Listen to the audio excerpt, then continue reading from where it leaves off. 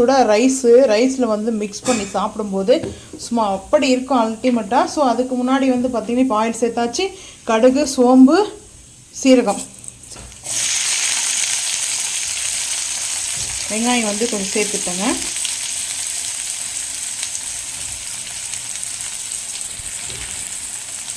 இப்போ வெங்காயம் வதக்கலாங்க. கல் உப்பு சேர்த்துக்கலாங்க. கொஞ்சமாக கல் உப்பு சேர்த்தாச்சு. இப்போ வதக்கலாங்க. கல் உப்பு சேர்த்துட்டு கொஞ்சம் நல்லா வதக்கலாம். இந்த வெங்காயம் வதக்கும் போதே கல் உப்பு வந்து சேர்த்துருங்க. அப்போ தான் வந்துட்டு கரெக்டாக இருக்கும்.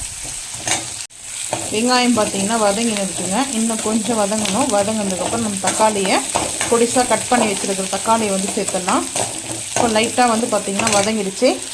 இப்போ தக்காளி வந்து பார்த்திங்கன்னா எந்த அளவுக்கு தக்காளி வேணுமோ அந்தளவுக்கு பொடிசாக கட் பண்ணி சேர்த்துக்குங்க. ஸோ நான் இப்போது சேர்த்துட்டேங்க.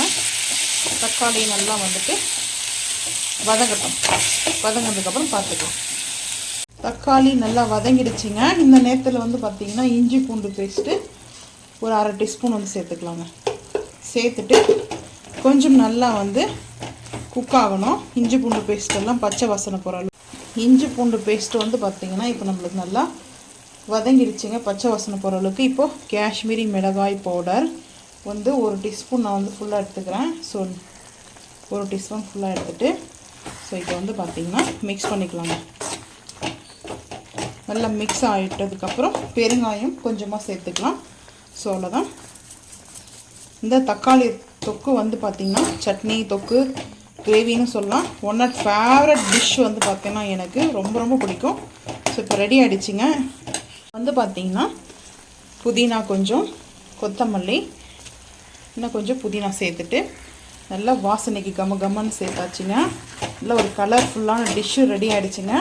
இப்போ நம்ம மிக்ஸ் பண்ணிவிட்டு ஒரு 5 நிமிஷம் ஸ்லோ ஃப்ளேமில் வந்துட்டு பார்த்திங்கன்னா கேப் போட்டு மூடி வச்சிடலாம். அந்த எண்ணெயெல்லாம் கொஞ்சம் மேலே பிரிஞ்சு வரும். ஸோ அதனால் வந்து பார்த்திங்கன்னா அது வரைக்கும் கொஞ்சம் வெயிட் பண்ணணும். டேஸ்டான சட்னி ரெடி ஆகிடுச்சிங்க. பார்த்துக்கலாம் வாங்க.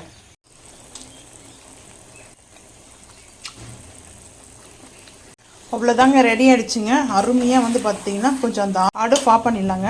அடுப்பு ஆஃப் பண்ணியாச்சு. நல்லா சூப்பராக வந்து பார்த்திங்கன்னா நம்மளுக்கு தலைன்னு தக்காளி தொக்கு வந்து ரெடி ஆகிடுச்சு. தொக்கு, ஊறுகாய், ஸோ வந்து பார்த்திங்கன்னா கிரேவின்னு கூட சொல்லலாம்.